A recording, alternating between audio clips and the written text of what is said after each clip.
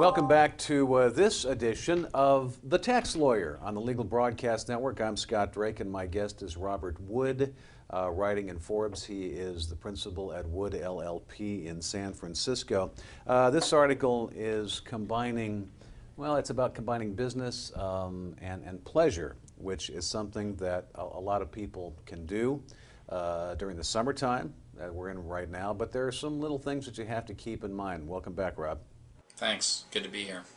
I've always wondered, I mean, how much, in essence, of a trip has to be business, and how do you figure it out before you can determine how much that you can deduct? Well, I think the big thing, and I guess this is a place where I have to give the IRS its due and say that I think at the end of this little blurb in Forbes, I referred to an IRS publication. This is a place which is, I think, really good. This is a place where I think you, as a consumer, can get ideas by reading some of the IRS publications. Yeah, I mean, bear in mind and the easiest way to get these, in the old days, when I was growing up as a tax lawyer 30 years ago, you had to subscribe to these things or specifically request them. I mean, and these aren't like tax forms that the local post office would have. So they were kind of a hassle to get, and now, of course, we can all just go on the internet, go on the irs.gov website, which is terrific, and look for IRS publications, download them for free, and if you want, print them out. But there's a lot of good information. But sort of the global answer to your question, Scott, is, I mean, it's got to be business. So if you are going, so Scott, you're going on a business trip, you have to go to Chicago for some reason. So your airfare is your airfare, or if you were going to drive, your expenses of driving, rental car or mileage or whatever is your expenses.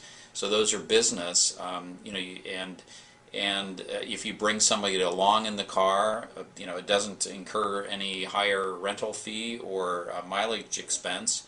Obviously, airfare, on the other hand, would, for another person, a spouse or companion, would be additional, would not be business oriented.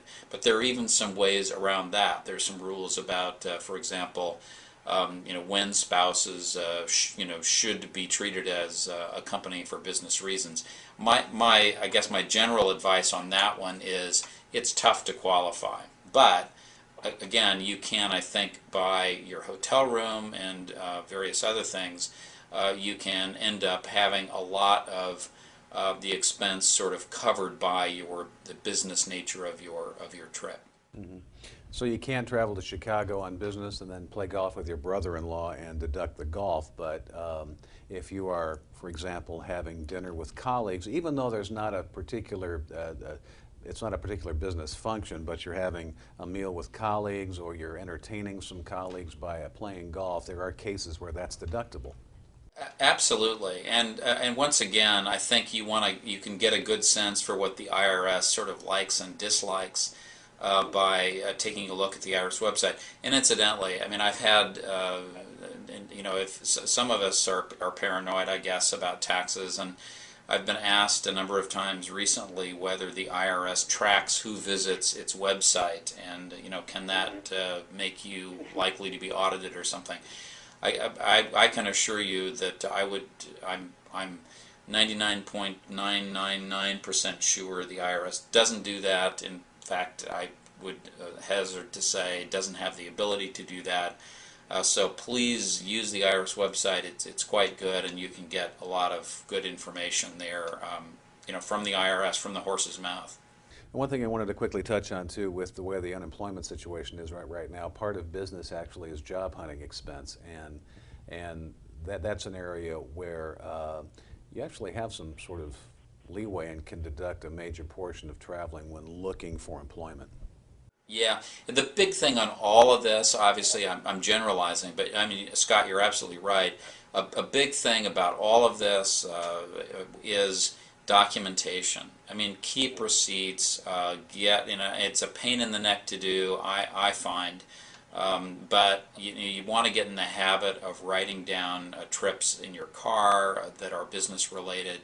You want to get, have some system for organizing receipts. So if you're going to Chicago, and especially if it's a longer trip, it's so annoying, I find, to get back, and then you're never really sure how much money is spent or where, and you have blank taxi receipts, and you have sort of a mix of things. Some credit cards are great for that purpose because you can get better receipts and sort of duplicate receipts easily. But have a system and keep good records because the IRS expects it. All right, Rob, thank you. Thank you. You can find this article and many more at Forbes.com. Rob Wood is my guest, the tax lawyer, and I'm Scott Drake. You're watching the Legal Broadcast Network.